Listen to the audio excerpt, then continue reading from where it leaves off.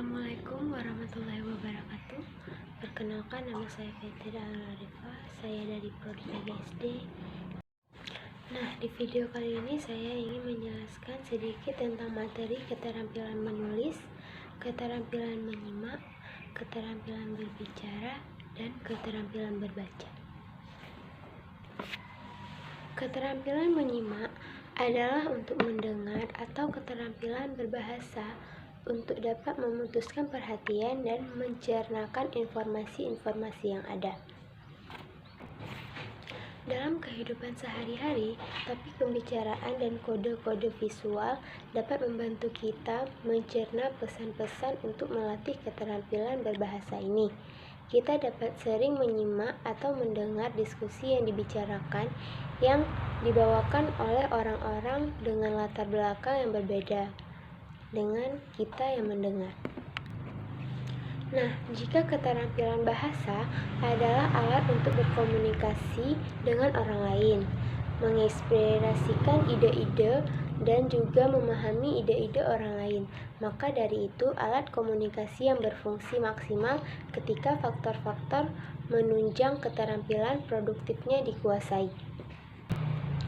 Keterampilan berbicara diperlukan untuk menggunakan ide-ide atau gagasan yang dapat dari kita sendiri.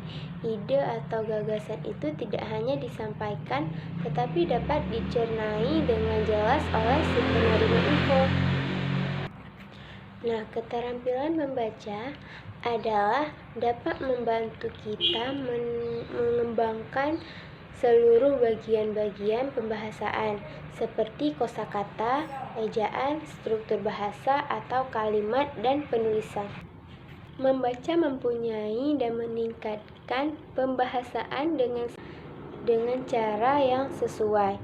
Saat kita membaca, otak berusaha mencernai informasi dan menginspirasikan yang menerima. Nah, yang terakhir adalah menulis. Menulis adalah kegiatan mendokumentasikan informasi ke dalam suatu sarana tulisan.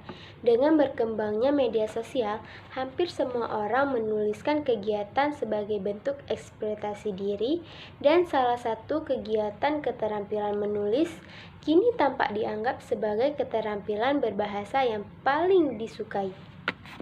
Contoh dari tujuan menyimak adalah menyimak intensif atau intensive listening. Menyimak intensif adalah menyimak yang diharapkan pada suatu yang jauh lebih diawasi, dikontrol terhadap satu hal tertentu. Dalam hal ini harus diadakan satu pembimbingan yang penting, yaitu diarahkan kepada butir-butir pembahasaan sebagai bagian dari program pembelajaran bahasa atau pada pemahaman serta pengertian umumnya.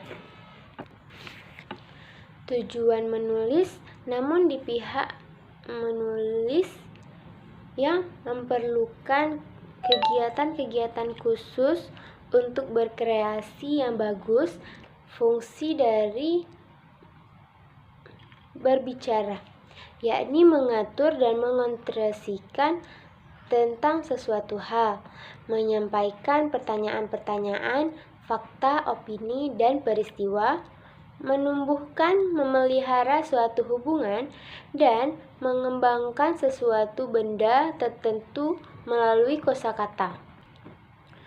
Fungsi dari keterampilan menulis adalah untuk berkomunikasi mengenai prasarana manusia, individu, atau sendiri, menyampaikan apa kemampuan yang diinginkan atau mengangkut dengan masyarakat luas seperti adaptasi maupun seperti interaksi mengenai hubungan sosial.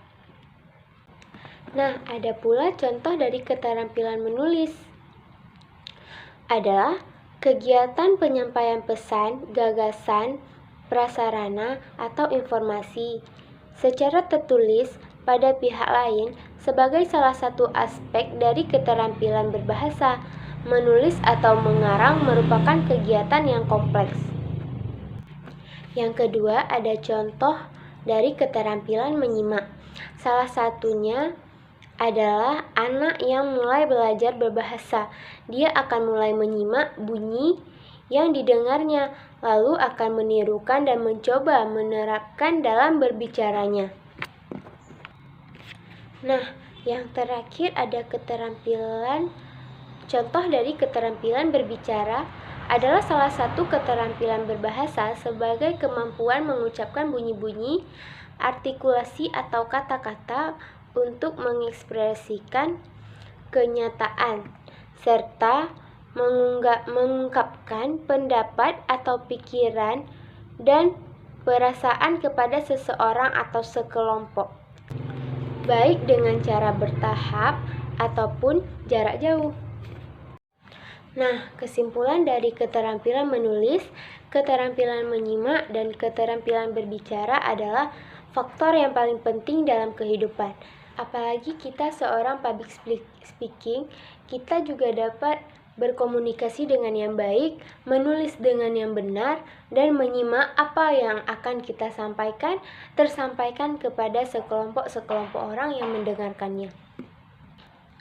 Dan kita juga dapat berbahasa dengan yang baik dan benar agar si pendengar bisa merasakan apa yang akan kita sampaikan tersampaikan oleh pendengar. Sekian dari saya, wabillahi taufiq wa hidayah. Assalamualaikum warahmatullahi wabarakatuh.